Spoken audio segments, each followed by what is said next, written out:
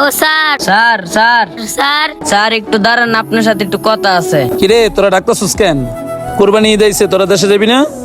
যা দেশে যা। স্যার আমরা ভাবছিলাম আপনার বাসাতে ঈদ করবো, আপনি তো কুরবানি দিবেন, আপনার বাসা তো আমরা কাজ করি তাই জন্য। গ্রামে যা, গিয়ে অনেক মাংস ঢুকাইতে পারবি। শহরে থেকে কি করবি? ঈদের ছুটিতে তো মানুষ দেশে যায় বেড়াইতে। ছুটি শেষ হইলে জলদি করে দেশে চলে আইবি, ঠিক আছে?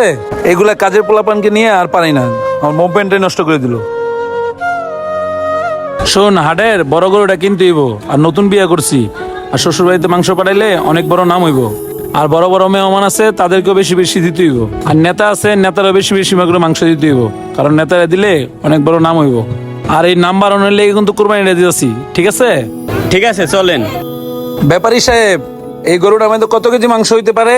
আরে ভাই, কুরবানি গরু তো মাংস কেউ জেগে না, আপনি জানেন না? আমার আত্মীয় স্বজন তো একটু বেশি। আর এটার দাম কি